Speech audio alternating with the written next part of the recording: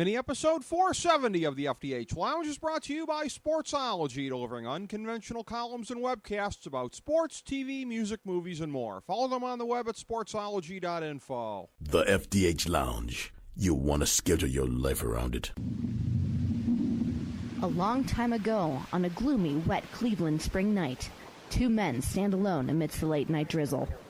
Their voices echo across the vacant station parking lot as they debate the merits of the great American radio show that have been missing for far too long.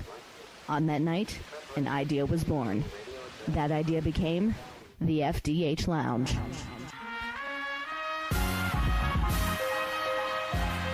Welcome to the FDH Lounge. Hello, everyone. Welcome to FDH Lounge, mini episode number 470. You have beloved FDH Lounge dignitaries Rick Morris and Kyle Ross with you. We have been helping you clean up on the NFL season thus far through the first 3 weeks. Last week, I went 9-7 on the games overall, 1-2 on my big three, 0-1 on my lock, but 28-20 on all of the games through the season, 4-5 on my big three, 1-2 on my locks. Kyle last week going 3-2 on his plays, bringing him to a sterling 9-5 for the season. Both of us had a little bit of a rough start the last year, Kyle, because it was such an odd, almost historical kind of start to the year. I had my infamous 0-12. You were much better than that, but atypical of how you've usually gone. But this year is a different story. We've been killing it coming right out of the gate overall. 3 winning weeks. Hopefully it'll be 4. It's always a pleasure to talk to my favorite Republican about the NFL. I'll say this, though. This is a card that could make for some great radio with all these road favorites.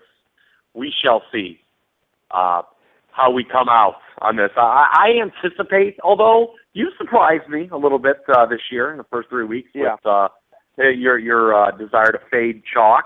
But man, oh man, do I hate this card. I looked at, when I first looked at these games, I was like, wow, this is ugly. And the end result is I am taking two teams that, quite frankly, no one listening to this podcast would want to take. So, well, there you have it. No little teaser. It is an ugly card deserves a couple ugly picks, and that's what I'm giving you this week. I myself have got some pretty fugly picks here, but they will not be among my recommended ones. You have more guts than I do, as we've established before on this kind of thing, that you will make them among your recommended plays. I'm picking all of the games. I'm probably going to agree with you on your picks based on what you let me know off air, but no way in hell I would put any of those in my big three. I'm going to go a little more conventional on those, but we start the week with another of these Thursday night divisional matchups. They seem to be very fond of these this year. It's the 1-2 Giants at the 1-2 Redskins. Thursday night, 8:25 Eastern Time on CBS from FedEx Field and also the NFL Network. So Jim Nantz, Phil Simms, and Tracy Wolfson calling this game of New York at the Washington Redskins. And in this game, and looking at the quarterback for the Redskins, Kirk Cousins, I just want to say a brief thing here at the outset, because we have now what I have dubbed the Sparty 3 in the NFL, with Drew Stanton getting to play for Arizona the last couple of weeks, and, of course, Brian Hoyer starting the season for the Browns. I was thinking about this in preparation for the show this week. The notion of, are any of these guys legitimate starters? You keep hearing about this. In my estimation, there's about 20 legitimate starters in the league, guys who can get you to the playoffs. And on the lower end of that, I would have, quite frankly, the likes of Alex Smith and Andy Dalton, because they've done it. They've gotten their teams to the playoffs. You have guys with more upside, I think, that are above them.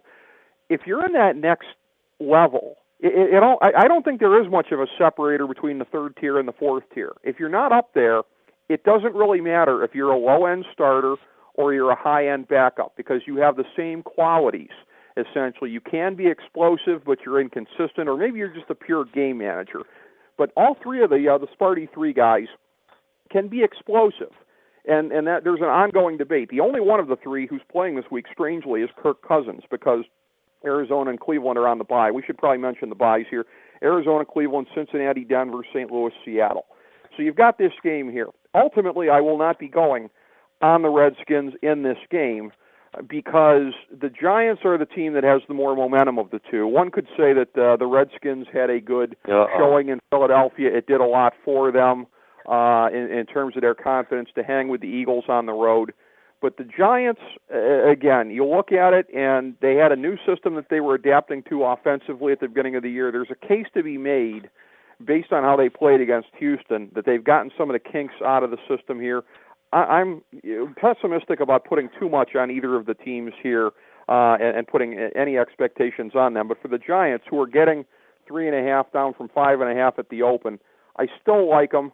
Because, again, even if they lose by a field goal, I would still hit this one. So I'm going to say the Giants getting the 3.5 in this one. It's interesting that my pick was completely irrelevant to my Kirk Cousins point, but I did want to make that point in terms of, because it's an ongoing thing on this show, about what constitutes a starter, what doesn't, and I just sort of had that flash in my head that, if you're not in that top 20 or so, it doesn't really matter. And Cousins isn't there yet, but, boy, he looks like he could be playing his way into it. I wondered where you were going with that the whole time. I really had no idea. It was completely disconnected from my pick, but I just wanted to kind of comment on them in general. I had zero idea where you were going with that, so let me see if I can pick up the pieces here and offer something in the way of an intelligent response. Okay. Early money is on the Giants here for sure, as you noted. The line came down. I was, which shouldn't be a surprise. It's a division game. I thought the advanced line, which you referenced, was up to, 5.5. I think it was even 6 in some spots on Sunday afternoon. That just seemed way too high. I'm a little intrigued by the fact that you are endorsing the Giants here. I know you're not going all in on them, given that you and I both picked Washington to win the division before the year. Yes. And the loser here, due to the way the NFL works, will be 1-3. I can't really see. So if I still believe Washington's going to win the division, which I kind of do, although, as I noted to you off air, as we kind of are now in this world of I called it first guy, I have zero problem being the last person to get on Kirk Cousins' bandwagon. You talked about it last. You and I kind of had a point of contention about this last week. I thought you were doing a little too much singing of his praises. Now, he played very well against Philadelphia last week. He's played very well in 2 games, but he's also playing against 2 very bad defenses. Mm-hmm. Washington is going to win this game. I would just not be confident laying the points. That's my That makes take. sense. Okay, that would be my take. I want to see. This is the game where we find out about Cousins, I think. Because all he's done so far is air it out against the Jacksonville team that we know stinks. And then, by the way, RG3 looked good against them in the first couple drives. And then, he kind of went toe-to-toe there with Philadelphia, but ultimately lost the game. So, we shall see. Can Kirk Cousins beat a real opponent? That has not happened yet. I would like to point that out. The 2 games that he's looked best in his career were a couple of years ago against Cleveland, and then against Jacksonville. I think it was Cleveland, wasn't it? It was. Where he started. So let's see if he can be a real opponent first. Loser here will be in severe trouble, is all I know. Well, and again, your point is very well taken. You and I both picked Washington to win the division, and to stick to that, you have to believe they're going to win this game. I have no problem heading for the life rafts because, again, I picked Buffalo to be a wild card before you did. I hit the life rafts of Buffalo in the preseason as you were picking them to win the wild card. So I will change with what I see as facts on the ground at the drop of a hat. And the Redskins, so will I. Yeah. I know you do too, but I'm just pointing that out. I'm going to be very, very cowardly about sticking to my guns on that. I applaud you for sticking to yours. Well, I'll say this while we're on that subject about sticking to our guns and making adjustments to what we said preseason. Another thing that I hate about this week's card is a lot of the teams I want to talk about the most aren't playing. Yeah. Just to throw that out there. Arizona's a team that I obviously would love to go into in great detail, but they're not playing anyone this week. So, maybe next week. Maybe next week we will wax poetic about the suddenly unbeatable Drew Stanton. Yeah, how's that for my sense of timing? I start waxing poetic on the Sparty 3 on a week when two of them are sitting, so I guess there's that. But we referenced the Bills a second ago here. They're the next game that we are going to talk about, the 2-1 Bills at the 2-1 Texans. Think about that before the season started, that we would have been saying that about these records from NRG Stadium in Houston. Yeah, I guess so, but most people probably wouldn't have. I think Joe Public probably wouldn't have. 1 o'clock game Eastern Time on CBS Sunday. The immortal team of Spiro Dedes and Solomon Wilcots on the call in this one here. And in this game, this is one of the hardest ones to call on the entire card for me. I really thought this is a game where Houston is laying a field goal. It was 4 points at the open. Both teams getting off the 2-1 starts. Both teams taking a step backward last week in disappointing fashion for both, certainly the way that those games went down. And if last year is any precedent, Houston's going to drop the next 13 games as well, although I don't think last year is going to be a precedent here. But I keep going back and forth on this, and with the likelihood as of now, when we're doing this about midweek, of Arian Foster being back, I just think that might be the X factor here, because as we saw last week, it's a different offense without him in there. Ryan Fitzpatrick, who I know is the bane of your existence, he is at least somewhat of a different quarterback when he's got Arian Foster to lean on, as he did the first 2 weeks there. And in a game with two offenses that all of a sudden really started to look questionable last week, that to me is the X factor. Buffalo is still schizophrenic with what they're doing with their running game. I say this as somebody who is a frustrated C.J. Spiller and Fred Jackson owner in one of my leagues. Arian Foster's just more dependable. I'll take Houston at home laying the field goal. This is one of the hardest games to call. You're absolutely right. Both teams through 3 games have really mirrored each other. With the 2-0 start, and then the 2 quarterbacks last week, we got both bad E.J. Manuel and bad Ryan Fitzpatrick. The line is exactly what it should be, so I'm just going to stay away. Obviously, these are 2 teams that I picked to make the playoffs this year. Not a lot of people probably did that. And whoever wins is going to be in a really great position to do that. Buffalo probably needs the game more because they're not going to win their division. Houston, I really think, as much as, Fitzpatrick isn't very good and they still have question marks, I just don't think they're going to need a lot of wins to take the AFC South this year. I mean, they could win that division. I think you and I were saying, 8 wins and they win the division at the beginning of the year. I mean, I certainly didn't think they'd win more than 9.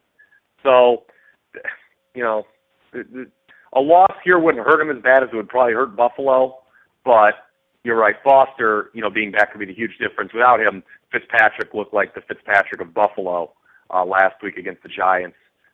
Houston had been a very run-heavy oriented team the first 2 weeks, which is a big reason they started 2-0. So we shall see. If he's back, that is, I would totally agree with you that would be a huge lift for Houston. I think that definitely would be the case.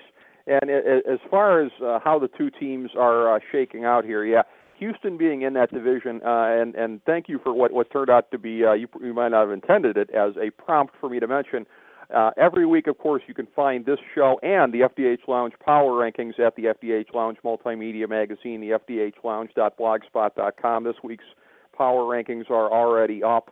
And again, what we do from there is to distill the best and worst divisions in football. And right now, the AFC South is the worst division in football by a country mile. That's why Houston is in such good shape at this point with just a 2-1 start, and why they may be holding the hammer as things move along in this division. Moving along next to a team that got the hammer dropped on it, and as I referenced the power rankings, the team that moved to number 32, sliding even below the Oakland Raiders at this point, the 0-3 Tampa Bay Bucks, giving one of the most shameful performances in NFL history on a Thursday night at the 2-1 Pittsburgh Steelers, 1 o'clock Eastern Time, Heinz Field on Sunday on Fox. Tom Brenneman, David Deal, and the lovely Tandora Oakman on the call for this one.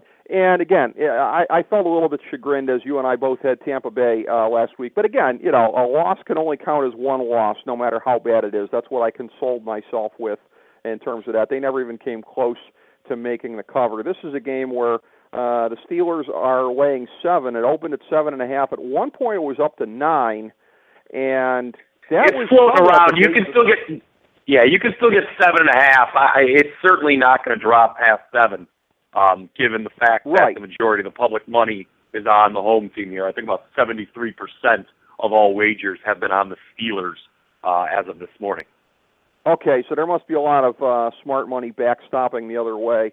And that has actually taken some of the value out of this. I'm still going to go on Tampa Bay getting the 7 just because, again, it feels like a letdown. It feels like a take-it-for-granted game for the Steelers. And, again, I've spoken of this. I, in particular, have gotten burned by a couple of these in the league this week. Even last week, I said, boy, there's no way Bill Belichick's going to be like these other teams and let his guys smoke blunts before the game. Well, clearly they did against those ones. I told you. Yeah.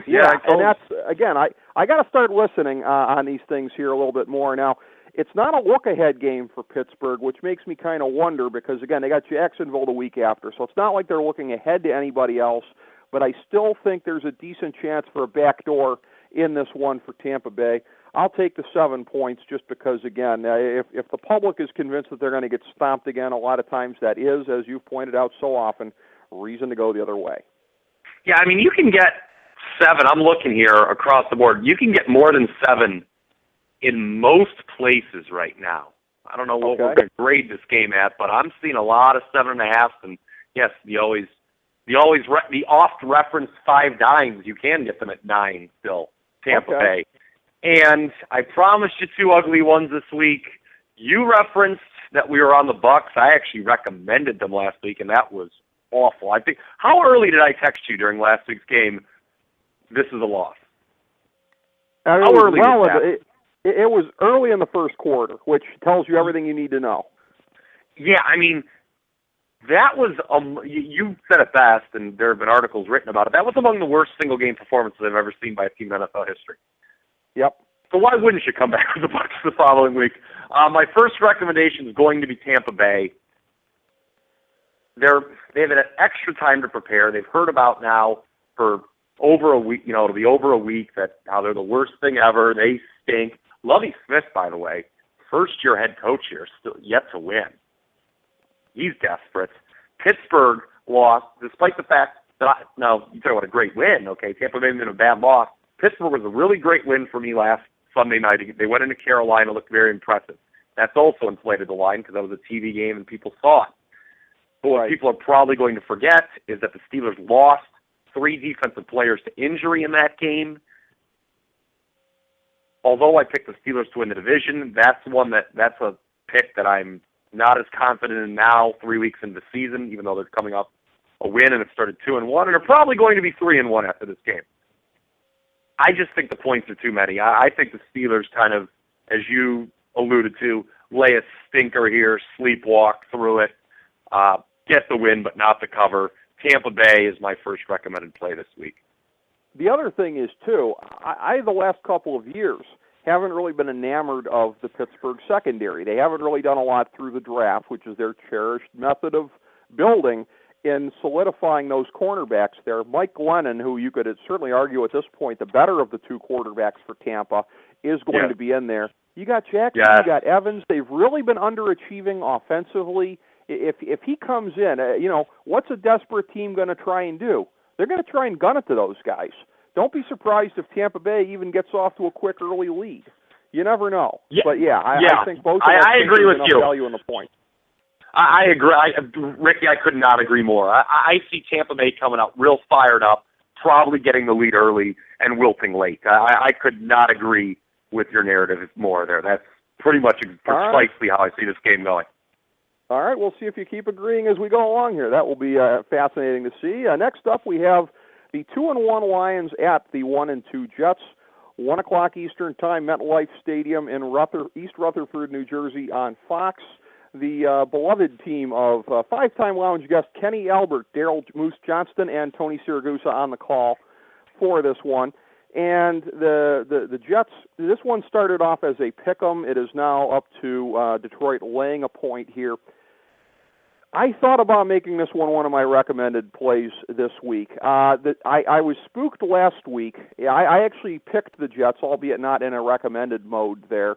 because this is the thing about them. Ever since they stopped being good, and I'll define that as when they stopped making it to the AFC Championship game and just became the mediocre sad sacks that they have been, they've led the league in these penis-punching, undeserving victories. The Jets... I thought they were going to get one last week. I thought they were going to get one Monday night. They almost did. They almost did. And it's like, you look at how they made it to 8-8 last year, and it's like, you always have some bad to mediocre teams that steal games, but the Jets, and this is purely anecdotal, over the last 3 years, seem to have done it more than anybody else. So this is one where I'm on Detroit, because they are, okay, if you factor in 3 points for it being there, okay, so they would be 4-point favorites on a neutral field. They are a lot more than 4 points better than the Jets at this point. There's a lot of value in that. I'm just not going to make it a recommended play because, again, Rex Ryan just has a way of screwing the bettors in recent years here. And, you know, it's going to be something like Matt Stafford throwing like 5 passes that hit pigeons and drop for interception pick sixes. That's the kind of luck that the Jets seem to have on their side in games like this when you count them out. I'll take Detroit. Laying the point, I just don't like it at all. See, given how bad Stafford's looked the last 2 games, if this was any other team but the Jets, I'd probably take the Jets. But he's due. He is, and the Jets' secondary is bad. Jay Cutler was not able to take full advantage of that on Monday night because his receivers are banged up. Now, I think Calvin Johnson didn't practice today. And Stafford has a nasty habit of forcing the ball into him too many times.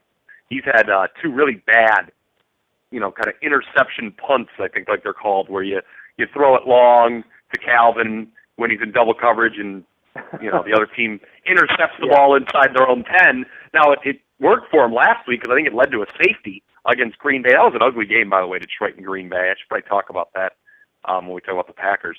But, as you know, I hate the Jets this year. I think they're going to be very bad. I think that a lot of those games that, as you referenced, they kind of steal, don't go their way. We saw that, by the way, on Monday. I was convinced that that was for the winning week for me, the Bears-Jets game, as you know. Ricky, I needed the Bears to come through to make it the 3rd straight winning week. They did, but I had no confidence when the Jets were going down the field on that last drive. Yeah, that's what I'm talking about. That's what they do to your head when you watch them. Yeah, I was actually screaming the whole time, I hate the Jets. And I really don't hate the Jets. I just didn't think they had any business winning that game. Now, that said, they played okay. I mean, they drove the ball on the Bears plenty of times. Geno Smith was just Geno Smith.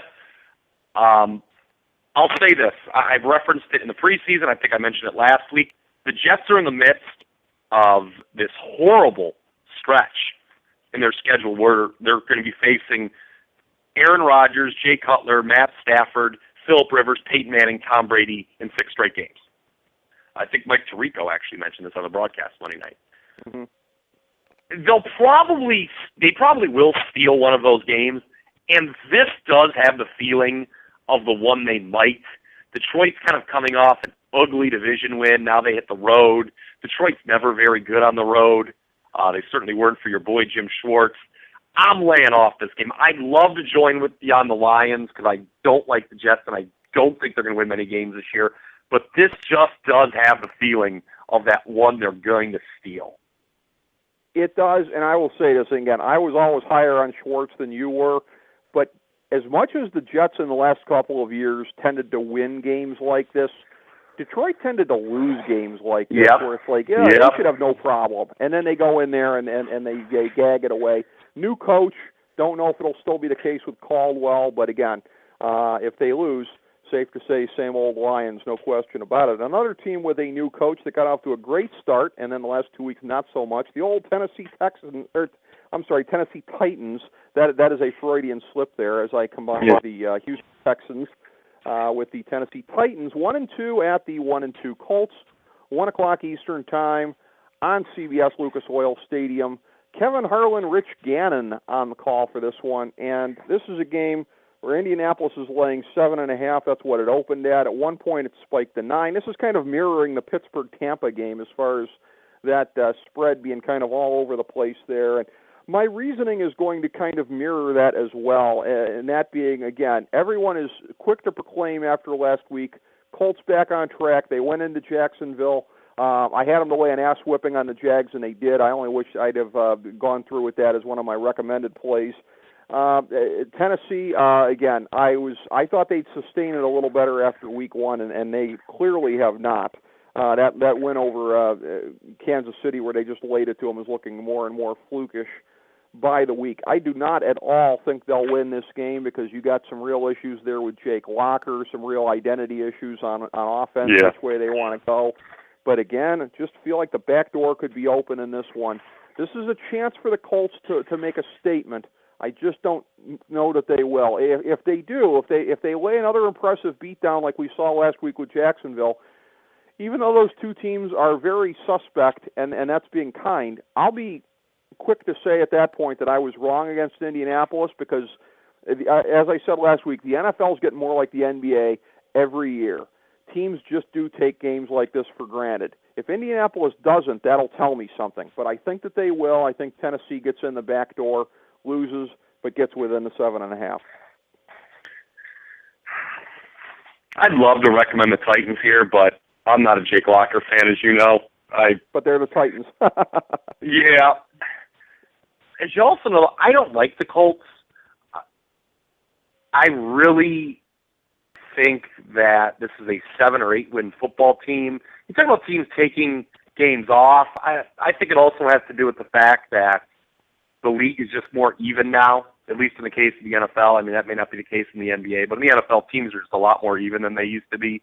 You know, obviously you have your Oaklands and then your Jacksonvilles, who I made the mistake of backing at home last week against Indianapolis. Funny how that turned out. It'd be hard for me, as I sort of quasi put over the Titans in this spot here, it would be hard for me to see a team that's lost in blowout fashion back-to-back weeks kind of losing and failing to cover in identical spots 2 weeks in a row. I mean, this is basically the same line that they had last week in Cincinnati. Cincinnati's a better team than Indianapolis. So I can see a little Jim Morrison backdoor man special myself here. Tennessee falls just short of the recommended threshold here for me. I can understand that completely. Next up, we have the 2-1 Panthers at the 2-1 Ravens. 1 o'clock Eastern Time, Sunday, CBS from M&T Bank Stadium. Greg Gumbel, Trent Green, Evan Washburn on the call. The Ravens are laying a field goal, had been 2.5 at the outset. This basically is my 3A for the week here. I thought about making this a recommended play, one of my big three.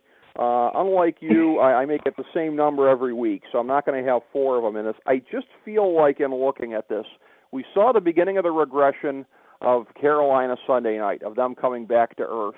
Again, to me, Baltimore, and so you're saying in terms of the Vegas folks here, it'd be even on a neutral field. They're only getting the 3-point home advantage. I clearly feel like they're better than Carolina at this point. And again, I'm realistic about Baltimore as well. I watched the entire game as they were playing my Browns last week, and they had their points of vulnerability against the Browns. No question about that. But I just feel like, again, particularly that Carolina secondary, which you've been very good about pointing out, great front seven, gets a little bit suspect beyond that. I think Flacco is going to have a good chance to open. Well overdue. I like Baltimore to pour it on here. I'll certainly lay the field goal in this game. If you can get 3.5, which you're probably going to be on Sunday, maybe you take a shot with Carolina, believe it or not.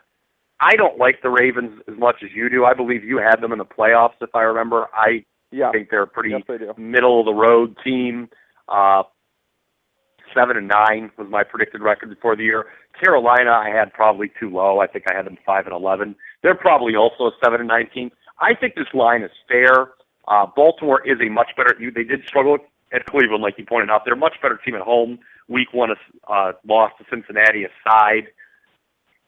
This will be the 3rd home game for them where they're laying a field goal or less. Now, like I said, it might go up to 3.5, and that's fine. the Ravens probably have to take advantage of this early season schedule. And like we said last week, I played against Carolina. I thought the regression was inevitable coming into this year. Finally started last week. I'm laying off just because I don't like either of these teams. These are two teams that I probably like less than just about everyone. All right, well, that's good reasoning. Next up here, we got 7 games left. Next up here, big at Chicago, Sunday, 1 o'clock Eastern Time on Fox. Kevin Burkhardt, John Lynch, and the delicious Pam Oliver on this game here.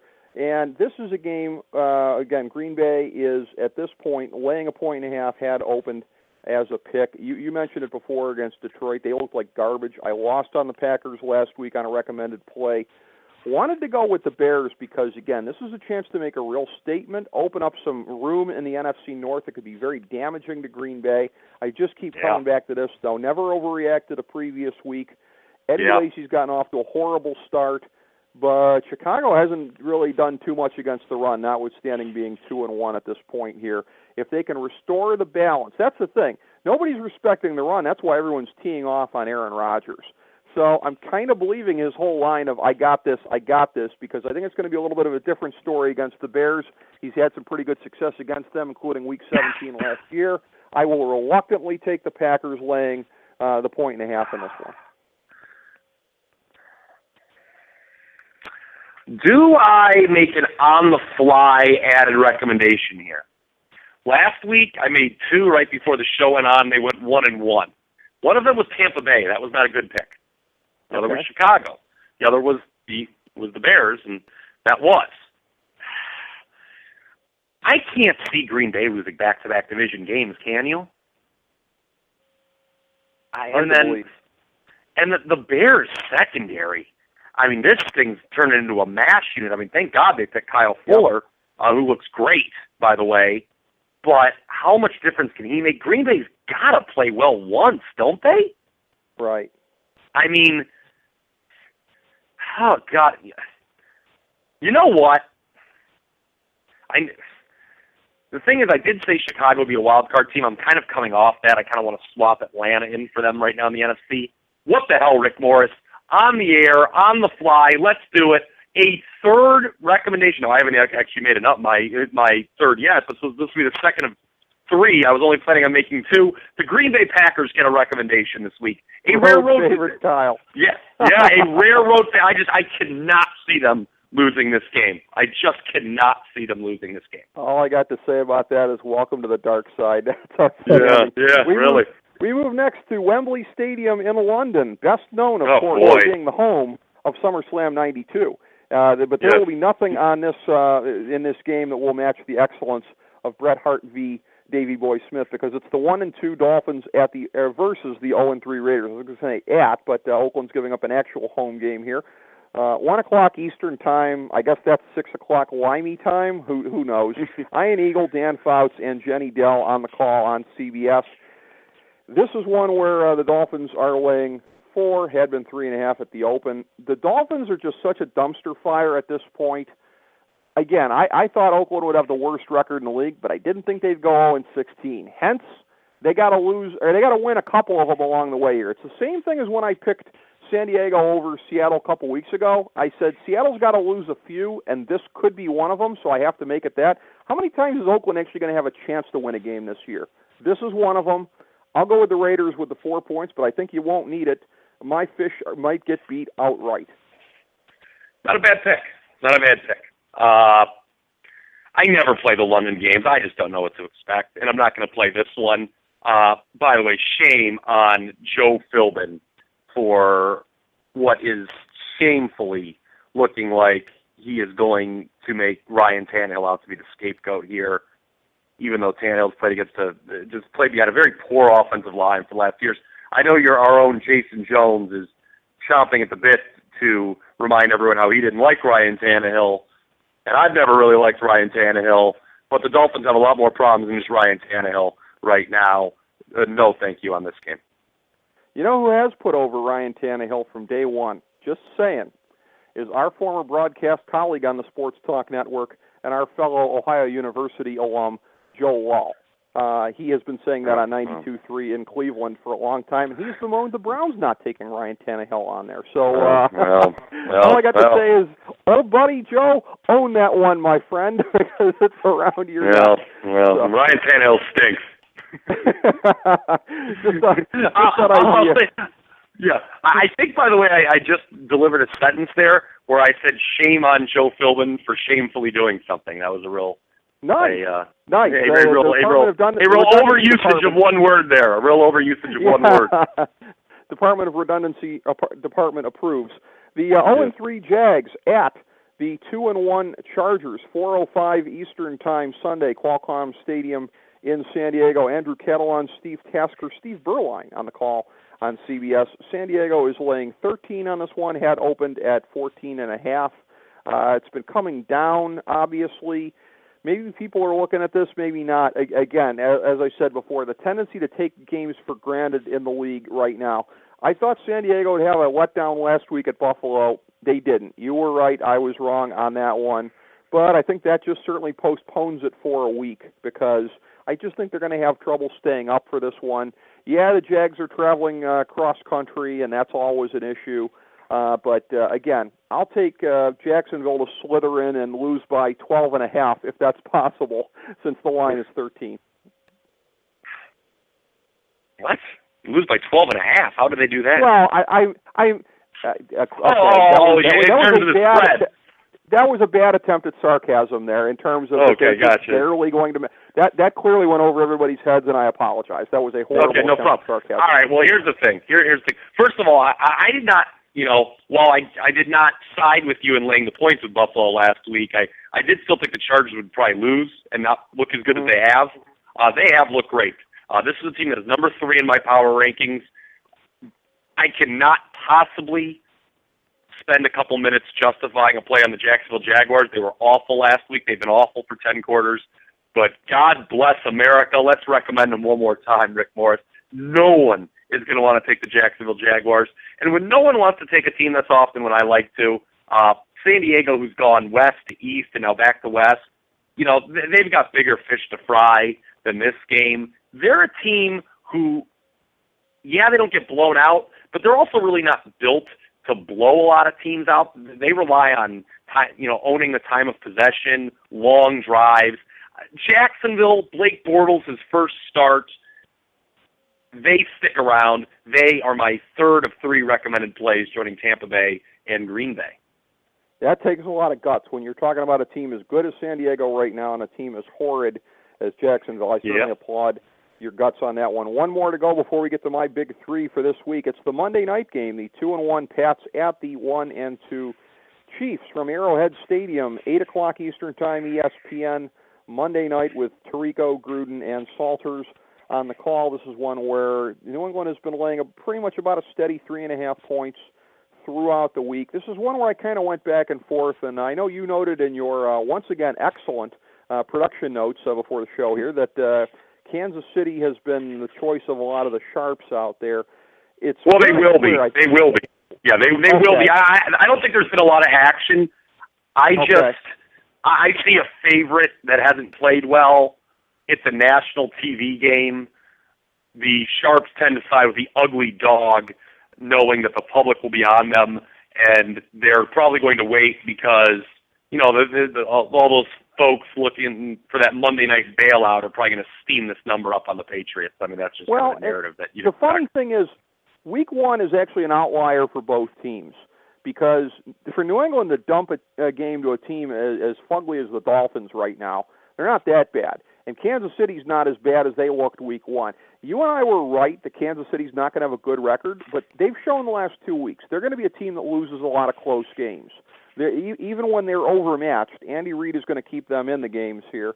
And that would, on paper, seem to make me like the 3.5. But New England, to me, they're due for a turnaround of some sort.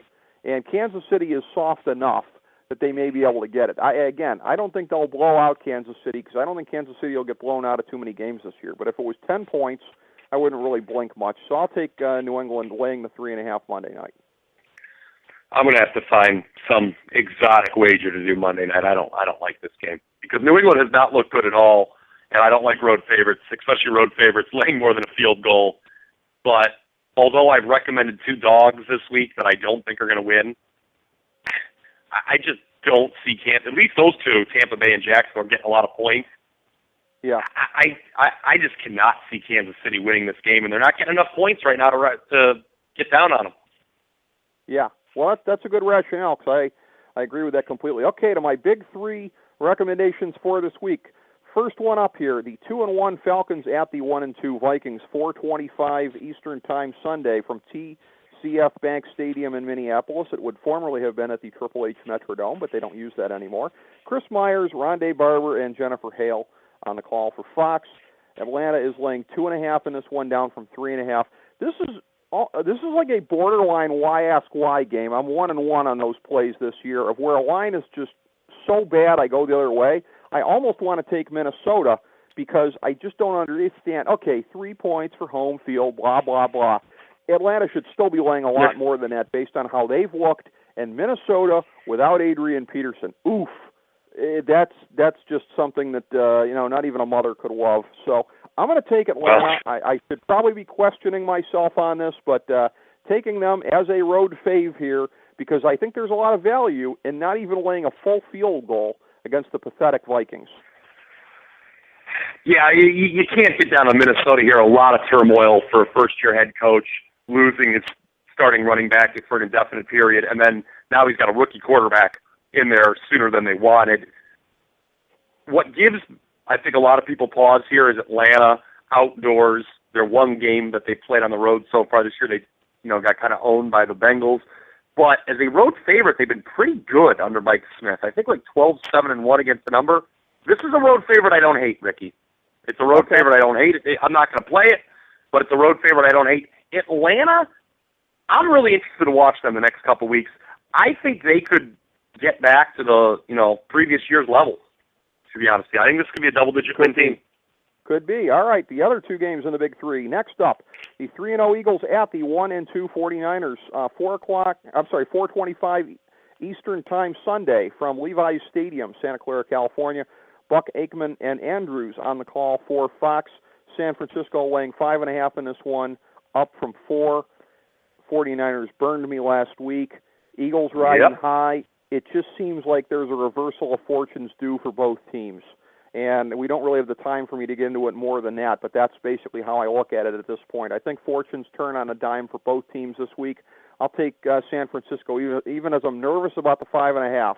I'll do it. Value's gone here, so I'm checking out on it. Eagles, a very misleading 3-0, having been down double digits in all 3 games. And I noticed this week, first time all year, you did not make fun of people for saying that the 49ers may struggle early. Well, they'll be back at 2-2, so we'll see. I agree with that. I agree with that. Saying that. I agree with that. Yeah, they will be. All right, the last one, my 1,000-star gold-plated lock of the millennium for NFL Week 4, the 1-2 Saints at the 2-1 Cowboys Sunday night on NBC, AT&T Stadium. Michaels, Collinsworth, Tafoya on this one. New Orleans laying 3 on the road, had been 2.5. I just don't know if the Dallas can stop New Orleans right now. I think the Saints are just going to score at will on them. Give me the Saints laying the 3 on the road on Sunday night. I got a lot of dogs this week. I think actually more dogs than favorites, but where it counts, road favorite Ricky rides again. What are you, 4 for 4 with this manure? These road favorites? Well, San Francisco's at home, but they're all favorites, and I got 2 road favorites among them. And again, but for the year, I think I do have all road favorites. You're right. It won't be as bad. Didn't these teams play on Sunday night last year, and the Cowboys gave up like 800 first downs? Yep. I vaguely remember that. Preview of things to come. I'll tell you what, the Cowboys haven't been that bad this year, and the Saints haven't been that good. I don't like this game at all. No thank you. You don't like it at all? Okay. All right. Well, as we look at it here, you have Tampa Bay, Green Bay, and Jacksonville as your plays, and I have, of course, Atlanta, San Francisco, and New Orleans, a strong NFC slant to my plays, as was the case last week, strangely enough. I don't know why that is, but I've tended to go that way on these plays. So, again, an excellent first 3 weeks to the season, my friend. We are killing it thus far. I'm sure we'll be killing it this week again. Look forward to seeing you again soon, Ricky. All right, my friend. Thank you so much, and thank you all, everybody, for tuning in this week to FDH Lounge mini episode number 470. As we bring the show to a close, we would like to extend our deepest gratitude to NBC, CBS, ABC, Fox, all Clear Channel affiliates, TNT, TBS, USA, UPN, Deadspin.com, YouTube.com, YTMND.com, MySpace.com, various blogs, Fox News, CNN, CNBC, MSNBC, IamBoard.com, Billboard.com, Google.com, ESPN, ESPN2, ESPN News, ESPN Classic, NBA TV, NFL Network, Sports Time Ohio, Athlon Magazine, Comedy Central, Cartoon Network, The Boomerang Channel, QVC, BET, The Spice Channel, Steno Notebooks, Manwich, Papermate Office Supplies, waitresses, strippers, bartenders, garbage men, janitors, microwave popcorn, the writers of The Office, Scrubs, Entourage, My Name is Earl, Oz, Metalocalypse and the Boondocks, Aquafina, and the periodic table of elements.